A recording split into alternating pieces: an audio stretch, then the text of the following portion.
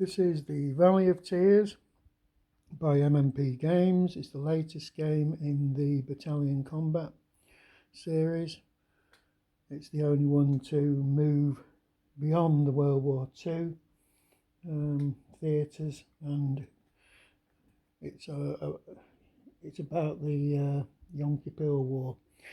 Now, I'm ready to sort of actually play. We've had to go through the air system using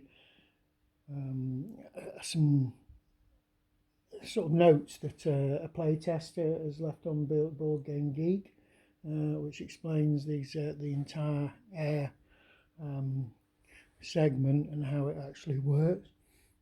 We've also played a couple of activations through on the Golan, just to have a look at it, Syrian activations. One thing I've learned is keep your armoured units on the mobile side, because you're only losing one combat factor. Admittedly, you lose your range, but it's not actually critical. Remember, when you hit this anti-tank ditch as well, to actually go into the hex on the other side of the ditch, you need 4 movement points, and then you have to stop. Arab infantry are very poor. Well, these Syrian ones are. There's a sort of semi-reasonable unit here, this commando one, which has got an action rating of 3, but the action rating of 2 on these is very poor.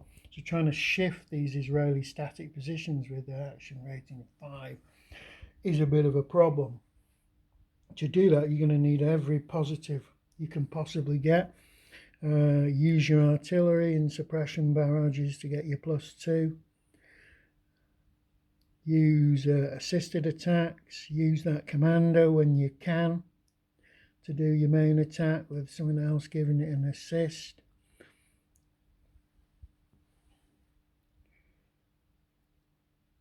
You've got your red support here, which gives you a bonus. All you really probably only have to knock this unit out here, so I'd do a double objective as well on that to get another bonus, and just do as many attacks as necessary to clear that hex. Now, whether you can't really clear that with armor because of this fortification here. The unit there will only retreat if you get a mandatory retreat. It'll ignore a situational retreat, and it also gets a terrain bonus for being in that fort. Admittedly, it's only got 1 step and it can't retreat if it is forced into an automatic retreat. You've just got to really hit that particular position, and probably that one as well, with as much stuff as you possibly can, just to make sure that you make a breakthrough. So what I've done here, I've set up the reinforcements for the first turn. I've not actually, well, I didn't have to do anything with assignments, and I didn't have to do anything with replacements, because that doesn't happen on the first turn.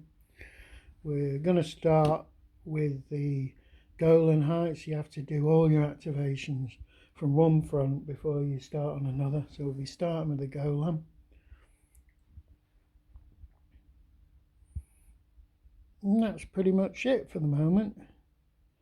I didn't mention in the last video that there's certain things that you can do that are specific to this game. You see these little flak battery markers here. If you take these flak positions, you reduce the overall flak capability of the Arab defences. Another thing that's available that I don't think I mentioned is the Israelis have an airlift capacity of 6. That means 6 units can be moved. You can only move them in certain ways. You can't move them into the enemy sand belt, and you can't move them within distance of a certain distance from enemy units and things like that. It does give you an ability to get units into play quickly. Oh yeah, you can't move armor by air, obviously. That's it. We're ready to go. I'm sure I'm going to make a complete mess of this, but I